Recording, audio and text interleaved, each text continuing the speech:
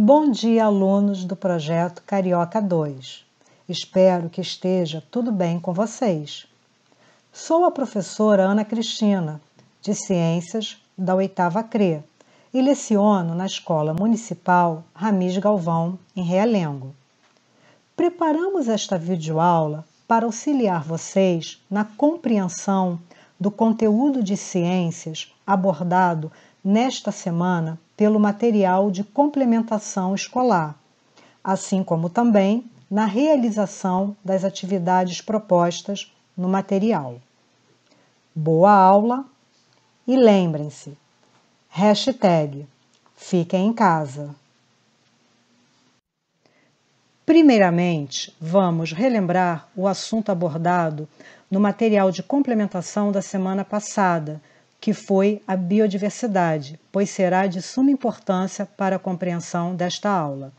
A biodiversidade compreende a diversidade de seres vivos que contribui para a biodiversidade em um ecossistema, a diversidade genética, que representa o pool gênico, que leva a uma variedade de informações genéticas dentro de cada espécie, como, por exemplo, na população, na espécie humana, refletindo o potencial evolutivo desta espécie à medida que o ambiente muda. E a diversidade de ecossistemas, apresentando uma variedade de habitats dentro de uma região, formando uma paisagem.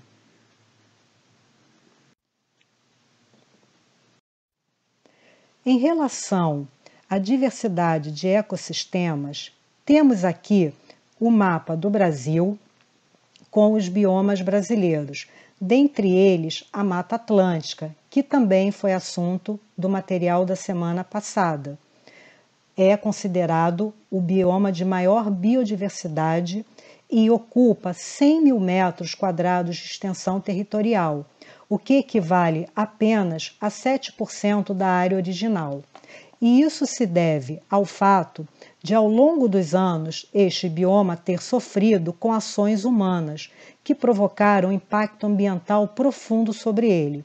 Algumas dessas ações foram o desmatamento, visando exploração madeireira, como, por exemplo, o que ocorreu logo após o descobrimento do Brasil para a exploração do pau-brasil, para o cultivo de lavouras, como observado no interior de São Paulo para o cultivo de cana-de-açúcar, e para a criação de animais na formação de pastos.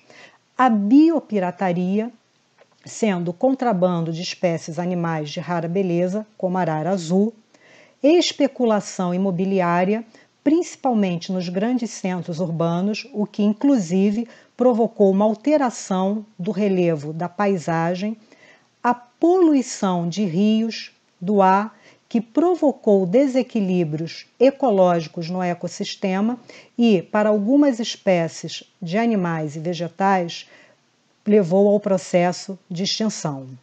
Devido aos danos à biodiversidade terem se intensificado por fatores humanos, como mostrado no slide anterior, uma estratégia de conservação à biodiversidade tem sido adotada em uma série de países, inclusive no Brasil, que é a criação de áreas nacionais de proteção ambiental, chamadas unidades de conservação. Há 12 categorias de unidades de conservação, que são divididas em dois grupos: unidades de conservação de proteção integral e unidades de conservação de uso sustentável. Na página 4 do nosso material de complementação escolar, temos vários textos que explicam melhor o conteúdo abordado ao lado. Além disso, temos a nossa primeira atividade, que é um questionário com 6 perguntas que devem ser respondidas em seu caderno.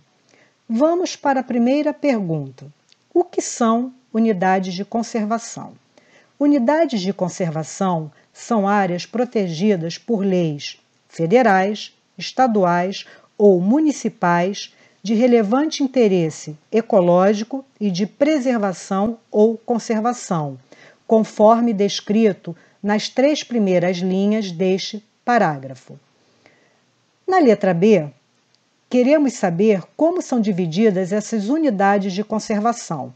Então, como dito anteriormente, elas são divididas em unidades de conservação de proteção integral e unidades de conservação de uso sustentável. Temos essa resposta nas duas últimas linhas deste parágrafo. A letra C quer saber qual a finalidade das unidades de conservação de uso sustentável, ou seja, para que elas servem. Essas unidades são criadas para o uso consciente dos recursos naturais, tanto pelas comunidades que vivem dentro delas, como de outros interessados em utilizar esses recursos, seja para visitação, seja para atividades educativas ou outras. Podemos encontrar a resposta no texto apresentado na região central da página. A letra D quer saber qual a finalidade das unidades de proteção integral. As unidades de proteção integral são destinadas ao uso indireto dos recursos naturais, através de ecoturismo, pesquisas científicas, educação ambiental, mas não são permitidas atividades de consumo, coleta, danos ou destruição desses recursos. A resposta se encontra nesse texto que está circundado em amarelo. A letra E, vocês não encontrarão a resposta em nenhum dos textos apresentados na página 4, porque é uma resposta pessoal. Darei uma dica.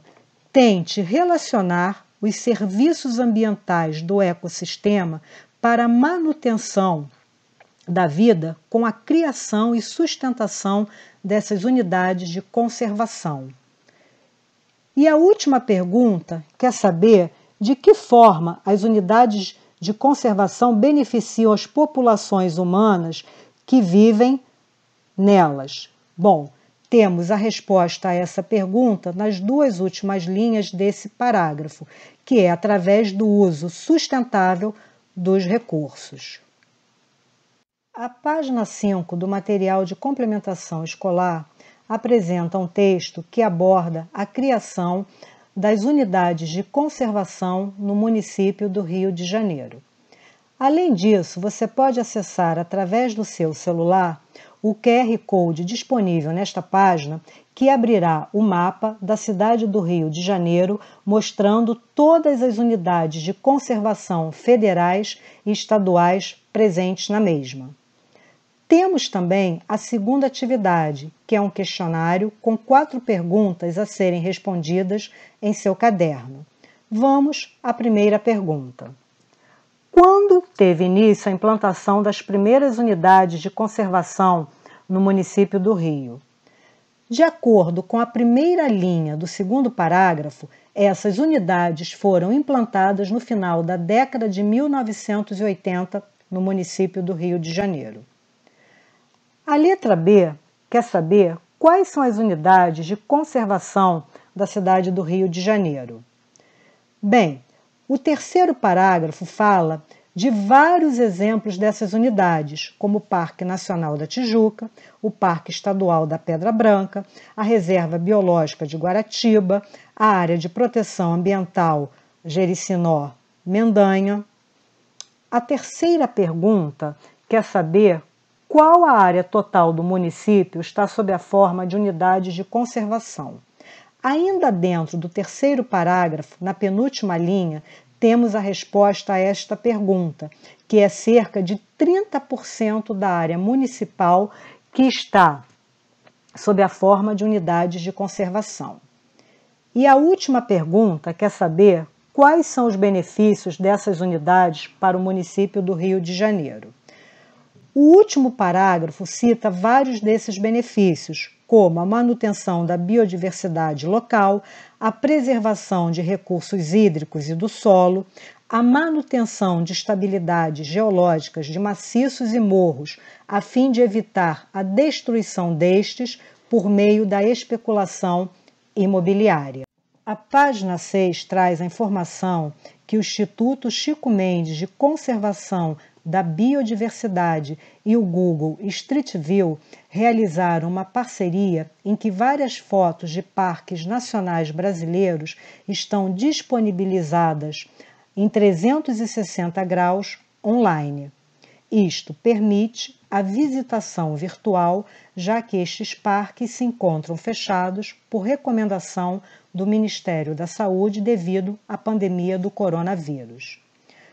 Por fim, temos a atividade 3, em que você deve acessar através do seu celular o QR Code e assistir ao vídeo intitulado O Valor das Unidades de Conservação para a Sociedade Brasileira e, posteriormente, elaborar um resumo em seu caderno.